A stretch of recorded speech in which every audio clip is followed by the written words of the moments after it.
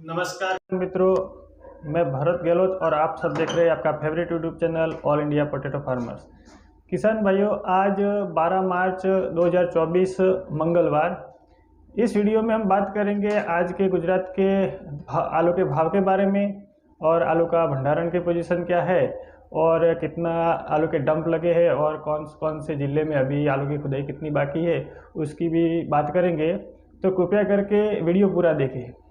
Video पूरा नहीं देखने की वजह से क्या होता है कि आपको कुछ जो पूरी जानकारी मिलनी चाहिए वो नहीं मिलती और उसकी वजह से आपके मन में कुछ गलत सोच बैठ जाती है कि आपने कोई गलत जानकारी दी है। ऐसा आप कमेंट करके मेरे को बताते हैं। तो कृपया आज वीडियो पूरा देखेंगे तो आपको पूरा जानकारी मिल जाएगा। तो सबसे पहले बात करते हैं आलू के भाव के बारे में। तो बात करें पुखराज आलू की, तो पुखराज आलू 225 रुपये से लेके 260 रुपया प्रति 20 किलो के हिसाब से, मतलब कि 1125 रुपये से लेके 1300 रुपया प्रति क्विंटल के हिसाब से अभी गुजरात के खेतों से बिक रहा है। आज मैं क्विंटल के हिसाब से भी आपको भाव बताऊंगा, क्योंकि काफ़ी किसान भाइयों का कमेंट आता है कि आलू के भाव आप क्विंटल के हिसाब से बताएं तो अच्छा रहेगा। तो आज कोशिश करता हूँ कि साथ साथ में मैं क्विंटल के भाव भी बताता रहूँ। वही बात करें ख्याति आलू की, सुख्याति आलू जो गोल शेप वाला आता है, राउंड शेप वाला आता है, उसकी बात करें तो 240 रुपये से लेके 200 एकदम VVIP अच्छी क्वालिटी का बढ़िया साइज वाला 270 रुपया, मतलब 240 रुपये से लेके 270 रुपया प्रति 20 किलो के हिसाब से अभी बिक्री हो रहा है। मतलब कि 1200 रुपये से लेके 1350 रुपया प्रति क्विंटल के हिसाब से गुजरात के खेतों में अभी सुख्याति आलू बिक्री हो रहा है। वही बात करें बादशाह आलू की, तो बादशाह आलू 280 रुपये से लेके 300 रुपया प्रति 20 किलो के हिसाब से, मतलब कि 1400 रुपये से लेके 1500 रुपया प्रति क्विंटल के हिसाब से बादशाह आलू गुजरात के खेतों से अभी बिक्री हो रहा है। वही बात करें कोलंबा आलू की, जो महिंद्रा HZPC का आता है, तो कोलंबा आलू का भाव के बारे में बात करें तो 280 रुपये से लेके 310 रुपया प्रति 20 किलो के हिसाब से अभी बिक्री हो रहा है। अभी क्विंटल में माने तो 1400 रुपये से लेके 1550 रुपया प्रति क्विंटल के हिसाब से कोलंबा आलू गुजरात के खेतों से बिक्री हो रहा है। वहीं बात करें लोकर आलू की, तो लोकर आलू 300 रुपये से लेके 350 रुपया प्रति 20 किलो के हिसाब से बिक्री हो रहा है, मतलब कि 1500 रुपये से लेके 1750 रुपया प्रति क्विंटल के हिसाब से लोकर आलू गुजरात में अभी भाव चल रहे हैं। वहीं बात करें LR आलू की, तो LR आलू 300 रुपये से लेके 360 रुपया 380 रुपये तक भी 20 किलो के हिसाब से गुजरात के खेतों पे बिक रहा है, मतलब कि 1500 रुपया से लेके 1800 रुपया 1900 रुपया, कई एकदम VVIP बढ़िया साइज वाला आलू हो तो 2000 रुपया प्रति क्विंटल के हिसाब से भी गुजरात के खेतों पे LR आलू का बिक्री हो रहा है। वही बात करें संताना आलू की, तो संताना आलू 290 रुपये से लेके 300 रुपया प्रति 20 किलो के हिसाब से, मतलब कि 1450 रुपये से लेके 1500 रुपया प्रति क्विंटल के हिसाब से संताना आलू बिक रहा है। वही बात करें फ्राई सोना आलू की, तो फ्राई सोना का रेट भी 300 रुपये से लेके 310 रुपया प्रति 20 किलो के हिसाब से चल रहा है, मतलब कि 1500 रुपये से लेके 1550 रुपया प्रति क्विंटल के हिसाब से संताना आलू गुजरात के खेतों से बिक रहा है। तो किसान भाइयों, ये थे गुजरात से प्रमुख आलू किस्मों के भाव जो मैंने 20 किलो और क्विंटल के हिसाब से आपको बताया। तो आपको पूरा भाव के बारे में जानकारी मिल चुका होगा। अब बात कर लेते हैं आलू की खुदाई के बारे में। तो किसान भाइयों, गुजरात में आलू की खुदाई की बात करें तो मेन हमारे बनासकांठा की जो आलू की खुदाई है वो लगभग संपन्न हो गई है, मतलब कि कहीं एक आधा परसेंट कहीं बाकी होगा, तो वो आलू अभी कोल्डों में नहीं जाएगा, वो जाएगा सीधा मंडियों में। तो ना के बराबर हम समझ सकते हैं। तो बनासकांठा डिस्ट्रिक्ट में आलू की खुदाई लगभग संपन्न हो चुकी है। और उसके बाद बात करें साबरकांठा की, तो साबरकांठा में आलू की जो खुदाई है वो लगभग 75 से 80% के ऊपर ख़त्म हो चुकी है। कई जगह पे तो 90% तक आलू की खुदाई हो चुकी है। तो किसान भाइयों, ये थी आलू के खुदाई के बारे में बात। मतलब कि गुजरात में आप देख सकते हैं कि ज़्यादा से ज़्यादा 10% से 15% ही आलू की खुदाई बाकी होगा, क्योंकि 28 नवंबर के दिन गुजरात में बारिश होने की वजह से आलू की जो लेट बुआई थी वो और लेट होने की वजह से, और अभी फ़िलहाल 2 मार्च के दिन भी बरसात होने की वजह से जो आलू की खुदाई है वो लेट हुई थी। तो ये संभावना है कि अभी 10 से 15% आलू की खुदाई वहाँ बाकी होगी, वहाँ कोल्ड भंडारण भी बाकी होगा। तो अब बात कर लेते हैं कोल्ड भंडारण की। तो कोल्ड भंडारण भी अभी बनासकांठा की बात करूँ तो बनासकांठा में 70% से लेकर 75% और कई कई जगह पे तो 80% तक भी आलू का भंडारण कोल्ड स्टोरेज में हो चुका है। तो ये बनासकांठा की बात थी। वहीं साबरकांठा की बात करें तो साबरकांठा में अभी कोल्ड स्टोरेज का जो भंडारण है वो 55 से लेकर 60% तक ही हुआ है। और हमें जो जानकारी मिली है और जो हमने जानकारी इकट्ठा की उसके हिसाब से हम आगे अंदाज़ा लगाए तो साबरकांठा में जो आलू का जो भंडारण है कोल्ड स्टोरेज में वो ज़्यादा से ज़्यादा 70 से 75% तक ही जाने की संभावना है। तो हम कुल मिला के बता सकते हैं कि गुजरात में 75 से लेके 80% तक आलू का भंडारण होगा, लेकिन ये पक्का रिपोर्ट नहीं है। आने वाले 2-4 दिन में आपको मैं पूरे डिटेल के साथ वीडियो लेके आऊँगा तो उनमें पूरी जानकारी दूंगा। तो फिलहाल अगर आपको कई जगह गलती लगे तो आप कमेंट करके इसको करेक्ट करने की भी कोशिश करें। अब जो पिछले 2-3 वीडियो से एक बात चल रही है कि आप गलत रिपोर्ट दे रहे हैं, मेरे चैनल पे कमेंट आ रहे हैं, आपने भी पढ़े होंगे कि भरत भाई आप गलत कमेंट डिटेल दे रहे हैं, जानकारी दे रहे हैं। तो ये जो जानकारी मैंने दी है वो गलत नहीं थी, लेकिन उसको गलत तरीके से समझा गया। मैंने कहा था कि जो आलू का भंडारण है वो गुजरात में अभी 65 से 70% तक चल रहा है। तो मेरे कहने का मतलब ये था, मैंने थंबनेल लगाया था एक वीडियो पे कि गुजरात के कोल्ड भर गए। तो उसके पीछे का एक रीज़न था कि वो वीडियो जिसने भी पूरा देखा होगा तो उसमें मैंने बताया कि लोग बोल रहे थे, कोल्ड वाले बोल रहे थे, जो बड़े बड़े व्यापारी थे वो बोल रहे थे कि कोल्ड भर गए।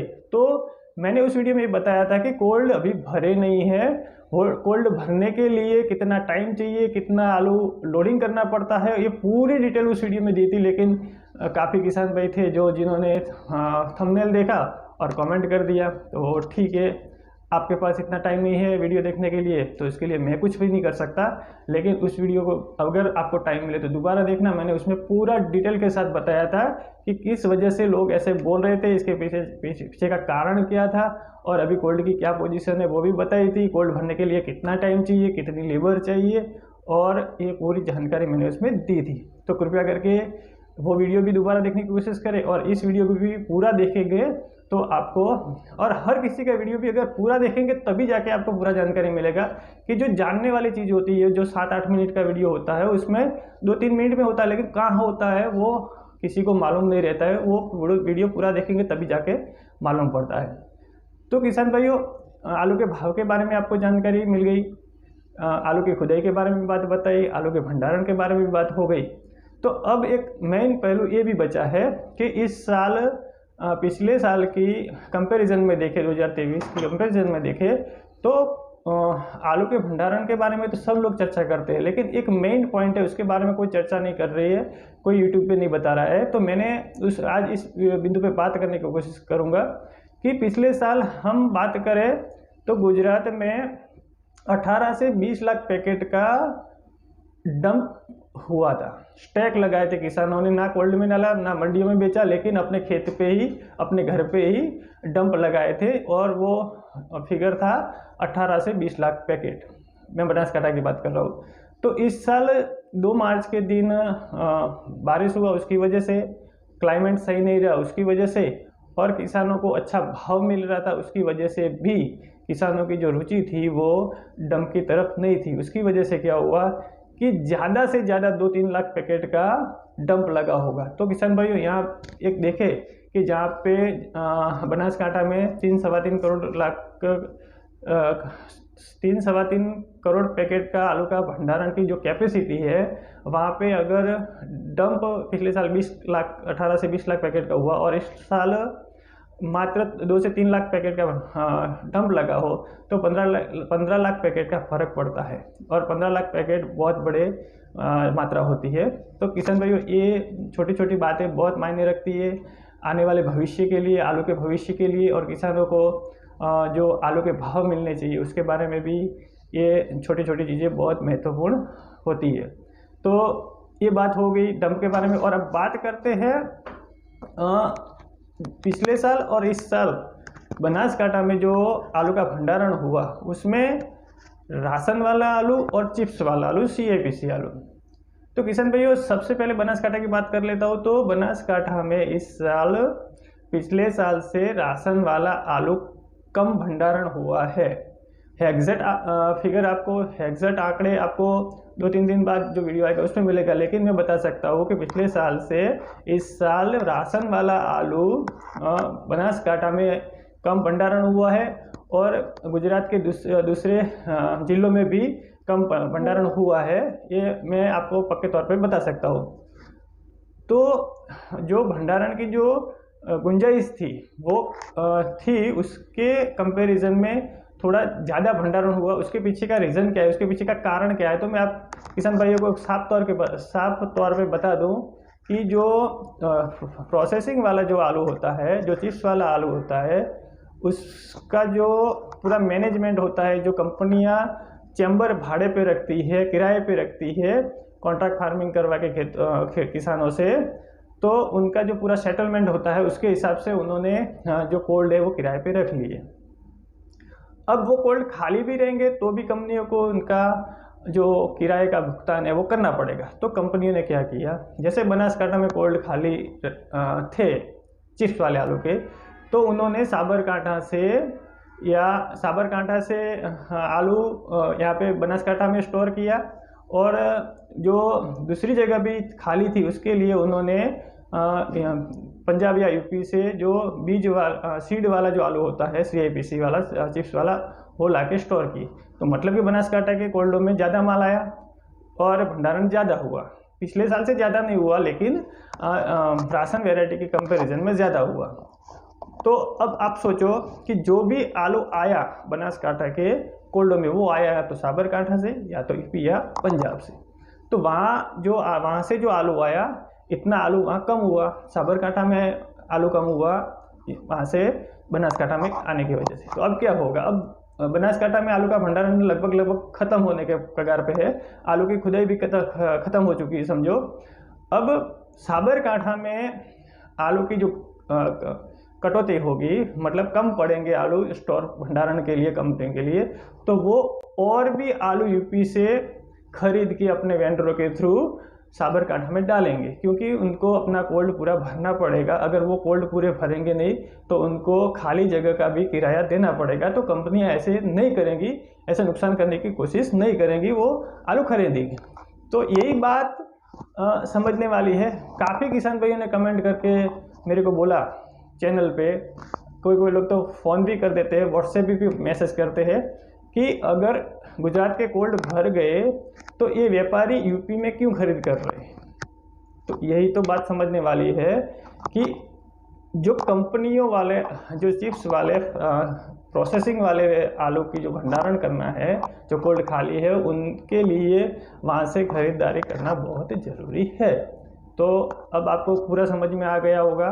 तो अगर समझ में आया तो कमेंट करके ज़रूर बताना, वीडियो को लाइक भी करना। और साथ साथ में एक दूसरी बात ये भी है कि अभी जो भी आलू की खुदाई बची है वो पूरा आलू मंडियों में जा रहा है। मंडियों में ज़बरदस्त प्रेशर है, जहाँ 70-80 गाड़ियों की जो कैपेसिटी वाला जो मंडी होता है, जैसे हमारे सूरत की बात करें तो वहाँ 60 से लेकर 70 गाड़ी का आवक होता है, आमदनी होता है, तो रेट अच्छे मिलते हैं। लेकिन जब वो 80 से क्रॉस करके 80 से 100 के बीच में होता है तो मार्केट डाउन था। लेकिन फिर भी इस साल ये नहीं हो रहा।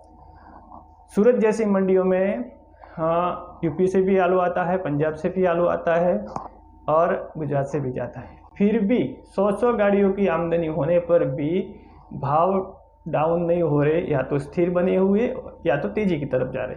तो ये हम किसान भाइयों के लिए इस साल बहुत बड़ा संकेत है। आलू का भविष्य कैसा रहेगा ये कोई नहीं बता सकता, और अगर वो कोई बताने की कोशिश करे तो वो बिल्कुल गलत है। लेकिन पिछले साल, मतलब कि भूतकाल और प्रेजेंट के आंकड़े पे जाके, परिस्थिति के आकलन करके, जानकारी इकट्ठा करके एक अनुमान बनाया जा सकता है, और वही अनुमान हम आपके सामने वीडियो के जरिए प्रस्तुत करते हैं। और अनुमान अगर आपको अच्छा लगे, सच्चा लगे, तो हमारे चैनल के साथ बने रहे। और अभी तक आपने हमारा चैनल सब्सक्राइब नहीं किया तो चैनल को सब्सक्राइब कर ले, वीडियो पसंद आया है तो वीडियो को लाइक कर ले और कमेंट करके हमें ज़रूर बताएं कि हमारे दिए गई जानकारी आपको सच्ची लगी या नहीं लगी, या इसमें कोई गलती है तो आप सुधारने की कोशिश करें। इसी के साथ आपसे विदा लेता हूँ। आपका दिन शुभ रहे। जय जवान जय किसान।